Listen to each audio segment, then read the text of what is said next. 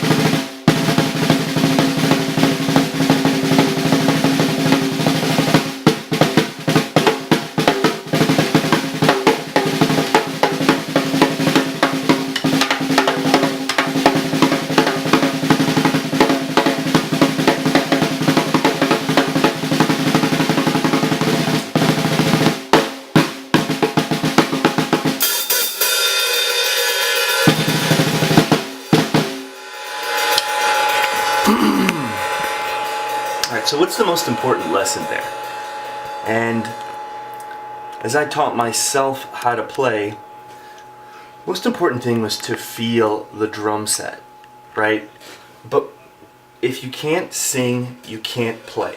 Meaning, what it is about having something in your mind, a melody or a rhythm, and then being able to coordinate your body to do that. For that to start, it has to be up here first. All you have to do is listen to your favorite music. You can hum, you can whistle. Point is, if I can't go, how am I supposed to go?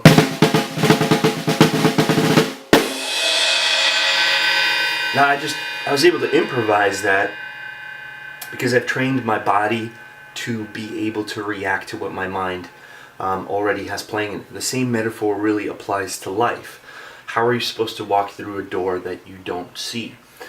This is why planning, visualizing, goal setting, and then breaking that down into the steps that it takes on a long-term level is really important if you want to succeed at anything. And just being able to apply the same rules that you apply to getting good at a drum set, like the amount of time that you spend focusing on one thing, is going to equal your capability and proficiency in that. Be that being a successful salesperson, a successful entrepreneur, a successful speaker, or a writer, so on and so forth. One of the best things I've heard was in Stephen King's book about how to write. He talks about pushing through all of the different things that will tell you to not go ahead and do what you're supposed to do, all the excuses that your mind makes. And if you're a writer, your job is to write. If you're a drummer, then you've got to play. You're not going to learn any faster than by actually doing the thing.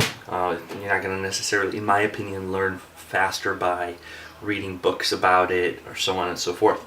The other thing that has led me to be able to achieve a lot of proficiency and success in a lot of different things is a concept, an idea of what I call just stacking, which is doing a certain activity that tends to actually multiply and give you the benefits of learning different and multiple things, all from doing just one thing. Let's say you're doing something for an hour, but the benefits are 8 different things. You're actually gaining. It's as if you might be working out or developing your craft for 8 hours. And what I mean by that is, let's say I can just sit here and I can play. That's fine. But in a good example for drums, to me that was playing to music. Why? Because you're mimicking masters, you're listening to masters, you're learning how to play with other people, you're feeding yourself ideas for different melodies and rhythms from various different instruments, which feeds that compartment and that imagination in your brain that eventually, when you connect that to your body, will make you a great player. When you're playing to a band, you're playing in time, so you actually are playing to a metronome. It's fun, which means you get another multiplier because you're more likely to do it for double the amount of time than if you were to sit there, some sort of rudiment practice. Not to say that that can't be fun, but that's a great example of, okay, this is an activity that I should really embrace, because when I'm doing that, I'm actually working many different parts of my brain. One of the things that's interesting to me is just how much drums was actually helped me be a better speaker. After playing drums for 15 years, I learned much about a little bit about tone, inflection, and pacing, right? So this is why having activities and essentially hobbies like this at a young age or at any age can help make you a better person, not only because this is something that can bring you joy, and literally all you really need is 2 sticks, which will cost you $5 or $10, and some pillows to enjoy truly euphoric zen-like mental states. But at the same time, they're going to teach you the discipline as well as the approaches to life, where you learn how to relax, and essentially you learn that you play better. You learn how to calibrate to be in the moment. So anyway, that was the first and hopefully not one of many Livefully Drumcast. Today, about 5 minutes ago, I just lost my job as a vice president of sales at a media company.